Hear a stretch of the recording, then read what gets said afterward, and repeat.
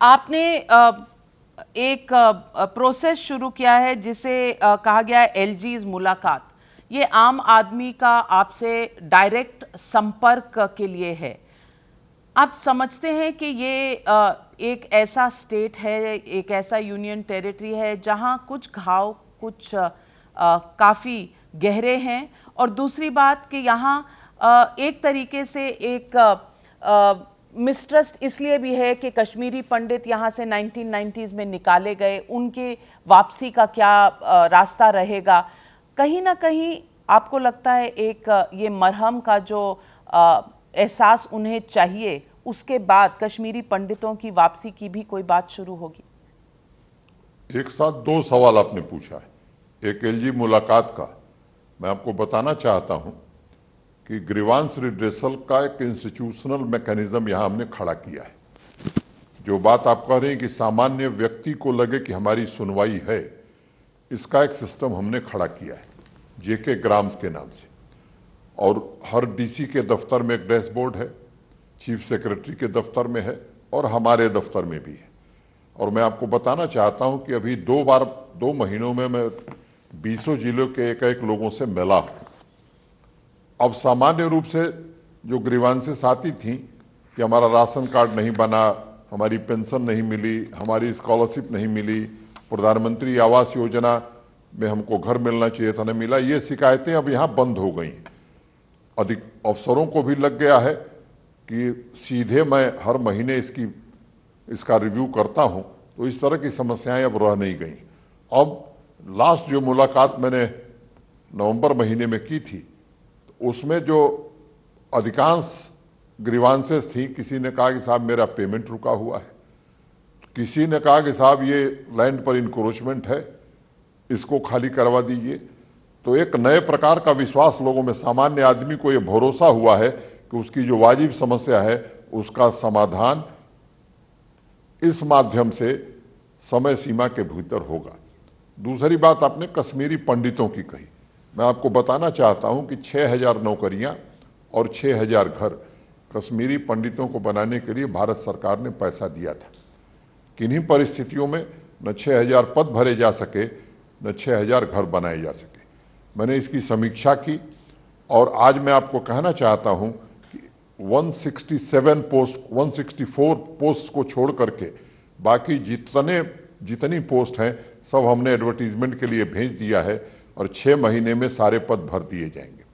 उसी तरह मकान भी 700-800 बने थे, 3500 के टेंडर हमने फ्लोट कर दिए हैं जो 1.5 साल में बन जाएंगे। बाकी के लिए भी जमीन चिन्हित कर ली गई है और उसके टेंडर की प्रक्रिया भी हम शीघ्र पूरा करेंगे। मैं खुद भी गया हूं कैंप्स में, जगती में जाकर के उनसे बातचीत की है, उनकी समस्याओं को नजदीक से समझने का प्रयास किया है। और दूसरी बात, कश्मीर घाटी के जो हमारे भाई बहन हैं, उनके मन में, सामान्य लोगों के मन में यह दर्द है कि कश्मीरी पंडित यहां से चले गए। तो इस तरह का वातावरण यहां बन रहा है कि लोग सुरक्षित वापस जाके रह सकेंगे। उस दिशा में निश्चित रूप से हम प्रयास करेंगे। सेपरेट कॉलोनीज में जैसे पहले कहा गया था, या सबके साथ मिलजुल कर? ऐसा कि जो सरकारी कर्मचारी हैं उनके लिए अलग से कॉलोनी बनाई गई है, लेकिन वातावरण ऐसा अब यहां बनता जा रहा है और मैं उम्मीद करता हूं कि ऐसा वातावरण बनेगा कि लोग स्वच्छंदता से वहां रह सकेंगे, और कई लोग रह रहे हैं। मनोज सिन्हा जी, आपसे सवाल ये भी पूछना चाहती हूं कि आप आने वाले वक्त में अपने ऑब्जेक्टिव्स, गोल्स क्या रखते हैं? आप जम्मू और कश्मीर को किस तरह बदलते हुए देखना चाहते हैं, और आप समझते हैं कि ये प्रैक्टिकली पॉसिबल हो सकता है?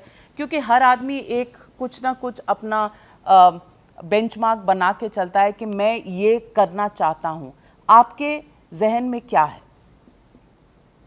मोटे तौर पर मल्टी डायमेंशनल काम हमने यहां प्रारंभ किए। पहला, पब्लिक ट्रस्ट शासन में हो, इसकी हम हर कोशिश कर रहे हैं और उसके लिए कुछ फैसले किए। डीसी और एसपी रोज लोगों से मिल रहे हैं, डिविजनल कमिश्नर और आईजी सप्ताह में 2 दिन लोगों से मिल रहे हैं। 21 दिन का जन अभियान चला करके सोशल सिक्योरिटी की जितनी 54 स्कीम्स हैं भारत सरकार की, उनका 100% सैचुरेशन हो, ये हमने कोशिश की है। सामान्य आदमी को कोई दिक्कत न हो, इसके लिए ग्रीवांस रिड्रेसल का इंस्टीट्यूशनलाइज मैकेनिज्म खड़ा किया है। गांव और शहरों के विकास के लिए बैक टू विलेज और माई टाउन माई प्राइड का कार्यक्रम हमने प्रारंभ किया। पंचायती राज संस्थाओं को हम मजबूत कर रहे हैं।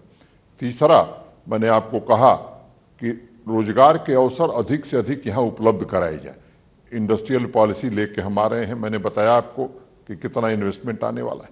तीसरा काम, 31 अक्टूबर के दिन श्रीनगर में कार्यक्रम हमने किया था, जिसमें सोशल सेक्टर में काम करने वाले लोग, एकेडमिया के लोग, इंडस्ट्री हाउस, बिग इंडस्ट्री के लोग भी आए थे और हमने बड़े पैमाने पर स्किल डेवलपमेंट का काम प्रारंभ कराया है। यहाँ पर इंक्यूबेशन सेंटर्स स्थापित हों, स्टार्टअप्स स्थापित हों, बच्चों में नए प्रकार की चेतना जागृत हो और यहाँ का जो पोटेंशियल है, जैसे एग्रीकल्चर और हार्टिकल्चर विशेष रूप से, आपको मालूम है कि देश का 3/4 एप्पल यहीं होता है। अगर हाई डेंसिटी एप्पल की ओर हम जाएंगे तो एप्पल की पैदावार 4 गुनी बढ़ाई जा सकती है। सैफरन है, वॉलनट है, अनेक इस तरह के काम है जिसे हम आगे बढ़ा रहे हैं। और मैं आपको आश्वस्त करना, मैं आपसे कहना चाहता हूं कि हमारी प्रायोरिटी बड़ी साफ है। 1, जम्मू कश्मीर का पूरी तरह से भारत में इंटीग्रेशन।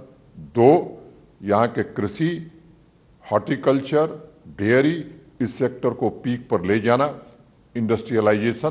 तीसरा, यहाँ अच्छे एजुकेशनल इंस्टीट्यूशन, अच्छे हॉस्पिटल्स बने, इसकी कोशिश हम कर रहे हैं। रोजगार भी हो, शांति भी हो, विकास भी हो, इस दिशा में हम जम्मू कश्मीर को, और गुड गवर्नेंस भी हो, इस दिशा में हम जम्मू कश्मीर को लेकर आगे बढ़ना चाहते हैं। मनोज सिन्हा जी, आपके लिए पॉलिटिशियंस से एक एपॉलिटिकल एलजी का सफर कैसा है, और क्या एपॉलिटिकल होना पॉलिटिक्स इतना करने के बाद आसान होता है? मुझे लगता है कि सामाजिक और राजनीतिक जीवन में काम करने का अनुभव मुझे सहायता कर रहा है और मैं इसे राष्ट्र की सेवा मानता हूं।